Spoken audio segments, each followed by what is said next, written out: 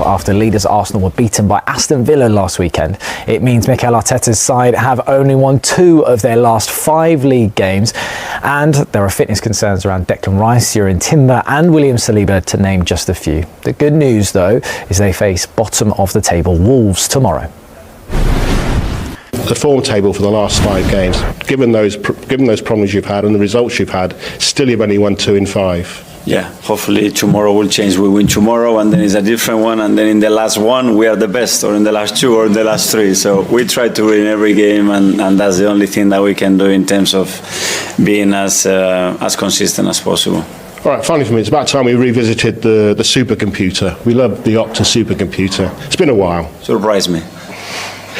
Villa, chances of winning the Premier League 6%. City, 20%. Arsenal, 72%. So in the last 5 games or in the total? I'm just asking. Since the start. Since the start till the end. Yeah. Okay. Is that right? Is that about right? Do you think?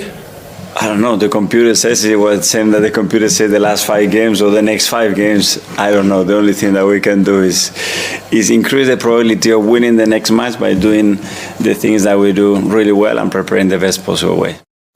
I do love it. It's a Premier League show. We're talking about the big results, and both you guys just said great hair. He's got great hair, because usually, even though Arsenal are flying, usually when you're a manager, your hair starts going all over the place. You lose the game. His looks even better. You know, they lost to Villa. Most people's hair is better than mine anyway. Do you know what I mean? So I would have didn't want to say that. His hand off his hairline. Guys, look, obviously, you know, we were talking about it, and that gap is now at 2 points between Man City and Arsenal. And you look at those results of last season. Of last weekend, sorry.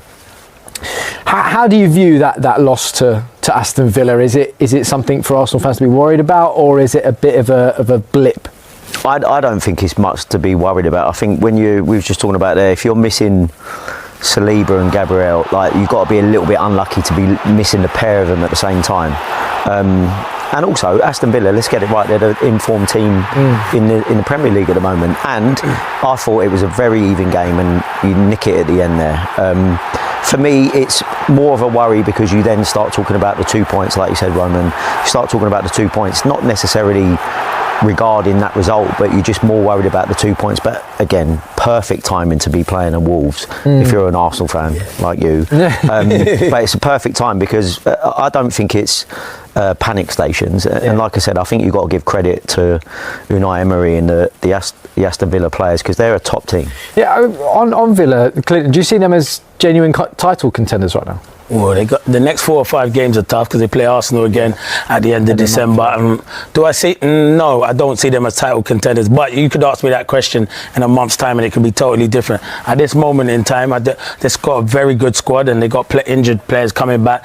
But can they do it? I think even Unai Emery said no, not at the moment. Even after that, and I know managers are going to be a bit, cagey and sit on the fence and not say we can challenge. But I just think at the moment, Villa to finish in the top 4 is more realistic than actually winning the Premier League at this moment in time. Yeah, but they do have got a good squad. Have it. But if I ex-Birmingham City player here and said, yeah, Villa are going to win, I can't go back to but it's partially the reason why I asked you. No, but I'm joking. They have got a good chance. You thought Leicester was going to do it, so you can't write Aston Villa out. Do you know what I mean? Yeah, absolutely. But back on Arsenal, just very quickly. There's obviously an injury concern. They lost a lot of the forwards at the start of the season. Now, kind of midway through, they seem to have lost. Mosquera, Jurrien Timber's got kind of doubts around him. Calafiori is a bit up and down.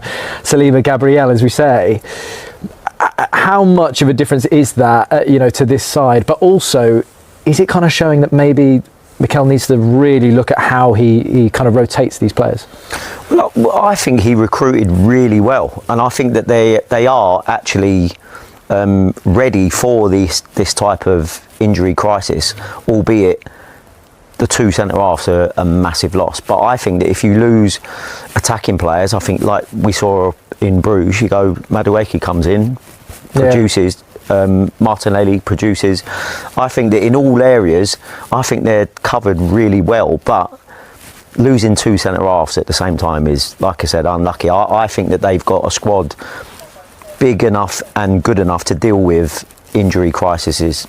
But two centre-halves at the same time is a little bit different. Yeah, it's totally. I mean, they ended up with Christian Norgard playing centre-back against Bruges in midweek. But do you think now that he's got that bigger squad, it's almost for him as a manager, he has to learn how to rotate it, how to deal with that amount of bodies? Yeah, of course, because you remember last season when Saka picks up that big injuries because he's playing too much football. Then now you've got a player like, not saying he's going to come in and be just as good as Saka, but at the moment, Madueke, when he's given his opportunity, he's grabbing it with both hands. It's like on the left-hand side when you got Trossard, who started the season on fire, and then you can bring in someone like a Martinelli. You got Eze and Odegaard competing in the number 10 role. I think they got competition for places. I think there's probably Gabriel and Saliba, you can't afford to miss them, and also Declan Rice. I think if Declan Rice is out, who comes in and fills Declan Rice? Declan Rice can do everything. For me, one of the best midfielders around at the moment. But I think in other positions, they're covered. When Gyökeres was injured, Marino comes in and scores goals. They got Jesus coming back. So Jordy's right. The way Mikel Arteta has recruited this season in Arsenal, every Arsenal fan's happy. You've been smiling since I've come in at 5 o'clock. Everyone's happy. Hey, but there is still... Hold on a minute. Did he just say he came in at 5 o'clock? Yeah. Was it 5 o'clock? Oh, sorry. Oh, 5:01. I will say though, as an Arsenal fan, and there are a lot of Arsenal fans very nervous about a Man City side that seemingly are hitting their stride. The game against Real Madrid, that is one of the toughest places to go to, the Bernabeu, to go and get a result, and they did it quite comprehensively, let's say. Do you think they're finally getting into their groove now?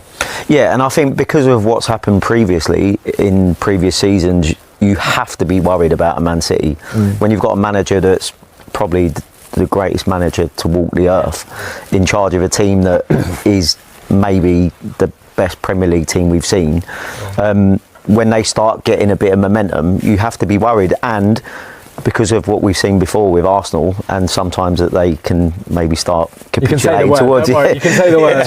You have to be worried, but I know we're joking about it, but you have to be worried about City when you have a manager that's in charge of a team like that can go on a run of 10 straight wins and things like that. I know, similar to Villa at the moment, you have to be worried about them because they're that good. And like you said, they convincingly beat Real Madrid in the week away from home, and I think they're only going to get better as well.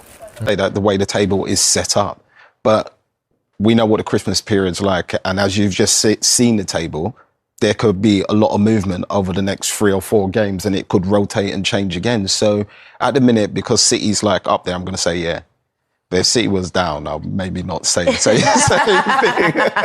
And City are breathing down Arsenal's necks now because of what happened last week. A last-minute winner conceded there by them to Aston Villa. Emi Buendia off the bench and onto the score sheet. Is this where they fall apart? Is this what everyone is waiting to see? I wouldn't necessarily say fall apart. I think and thought Villa were the better team across the 90 minutes in that game. But at Villa Park, on Villa's day, they could do that to anybody. They've done it to City in title winning form, so we know how good they are. So you've got to give a bit of credit to Villa. But at the same time, how do Arsenal bounce back? Wolves on the weekend is the perfect game to do it for them. They've already, as you mentioned at the top of the show, done a fair bit of that in midweek, but yet another centre-back partnership for them in that game. Yeah, it's not easy, all these changes, but I do think the way that Wolves' season has gone so far, I think they'll still feel like they've definitely got enough defensively. The relationship and the leadership issue and the communication at the back, you can see that's not quite as it was before the injuries, but I do think it, like Sean said, it's the perfect antidote to what happened last weekend. Yeah, it was the 4th different centre-back partnership in the last 5 games. How important then, if they are to challenge for this title, if they are to finally get over the line, to have Gabriel and Saliba back?